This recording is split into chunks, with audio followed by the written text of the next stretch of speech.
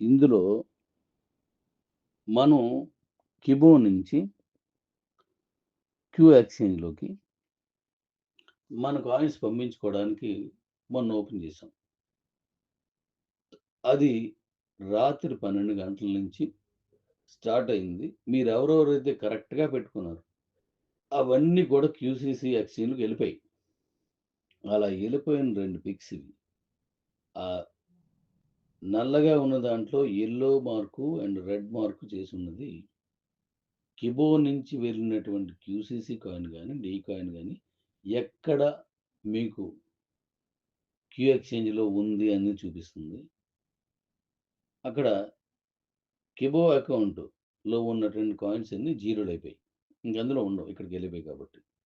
మీరు ఎవరైతే పంపించుకున్నారో ఒకసారి చెక్ చేసుకోండి. క్యూసీసీ ఎక్స్‌చేంజ్‌లోకి మన కాయిన్స్ వెళ్తున్నాయి.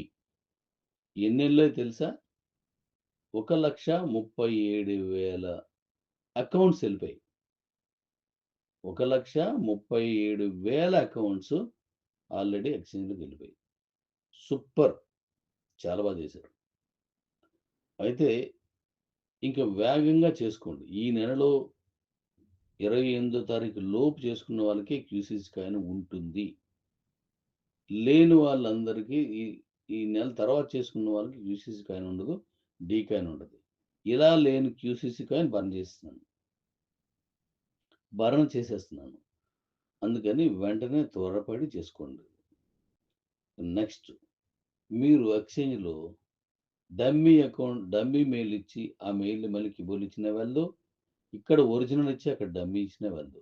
నాకు ఎక్స్‌చేంజ్‌లో ఉన్నది డాడీ నాకు అకౌంట్ అంటే వెళ్ళదు. అలాగే ఎక్స్‌చేంజ్‌లోను వన్ టైమ్ యూజ్ చేసేటువంటి మెయిల్స్ కొంతమంది పెట్టారు. ఆ మెయిల్ అక్కడ పనిచేయదు. ఆ మెయిల్ పెడితే ఇక్కడ పనిచేయదు. కాబట్టి ఈ విధానంలో ఉన్నదానికి ఎట్టి పరిస్థితుల్లోనూ ఇందులో నుంచి వెళ్ళవు. మన అదృష్టం ఏంటంటే మనం చేసిన సాఫ్ట్‌వేర్ ఎంత గొప్పగా ఉందంటే కిబో చేసినట్టే ఇప్పుడు ఈ స్కై ఎండ్ గాని, ఈ కిబో నుంచి పంపించే విధానం గాని ఇవన్నీ చేసింది కాబట్టి 1,37,000 అకౌంట్స్‌లో ఎక్కడ ఎర్రర్ లేకుండా ఎళ్ళిపోయాయి అన్నీని. చాలా సంతోషం. మీరు యాజ్ ఎర్లీ యాజ్ పాసిబుల్ మీరు పట్టుకోండి. ముందుగా వచ్చిన వాళ్ళకి ముందుగా ట్రేడింగ్ చేసుకునే ఛాన్స్ మనం ఇస్తున్నాం. ముందుగా వచ్చిన వాళ్ళకి మీరు దాన్ని స్వాప్ చేసుకునే ఛాన్స్ కూడా వాళ్ళకే ఉంటుంది. అనేక రకాలన్నీ కూడా డేట్, డేట్‌ని బట్టి మనం తీసుకుందాం. ముందుగా వచ్చినందుకు అద్భుతంగా వాళ్ళకి అన్ని అవకాశాలు ముందుగా వస్తాయి. తర్వాత వస్తాయి. అందరికీ వస్తాయి. కానీ ముందు, వెనక అదే తేడా. కాబట్టి అద్భుతంగా మీరు చేస్తున్నారు. ఇన్ని రోజులు, ఇన్ని సంవత్సరాలు మనం వేచి ఉన్నటువంటి ఈ వృక్షం, ఆ చిన్న విత్తనం మహావృక్షంగా మారుతోంది. ఆ వృక్షం నీడలో ఎవ్వరి మనుషులుండొచ్చు.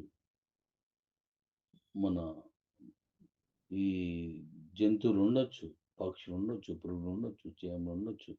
అనేక జాతులు, అనేక రకాల జీవులు ఆ కింద ఉండొచ్చు ఆ నీడలో. అది ఎదిగేటప్పుడు ఇవన్నీ దానికి ఆటంకం కలిగినవే. అన్ని కాకపోతే కొన్ని. అందరూ కాకపోతే కొందరు. కానీ అది ఎదిగిన తర్వాత మళ్ళీ ఆ చెట్టు నీడకే వస్తారు అందరూ. అది చాలా సంతోషం. అంతకుముందు ఇబ్బంది పెట్టాయి గదా! పశువులు పైకొచ్చినవి తినేసావు. పెట్లు వచ్చిన మొక్కను కొరికేసాయి. ఇలా ఎన్నో ఉంటాయి. కానీ అవన్నీ మళ్ళీ అక్కడికొచ్చే తన తాలూకు జీవనాన్ని కొనసాగిస్తూ ఆ ఆశ్రయం పొందుతాయి. అది మంచిదే. దీంట్లో తప్పుగా తీసుకోవాల్సిన పని లేదు. సో, ఇప్పుడు మనం మహావృక్షం కిందన అనేక రకాల జీవరాశులు ఎలా ఉంటాయో, మన కిబో కిందన ఎంతోమంది ఈ వృక్షం కిందన భవిష్యత్తులో ఉంటారు. అద్భుతాలు ఇక మీదటి నుంచి మన ప్రతి ప్రాజెక్ట్ అద్భుతంగా ఎళ్తది. Thank you.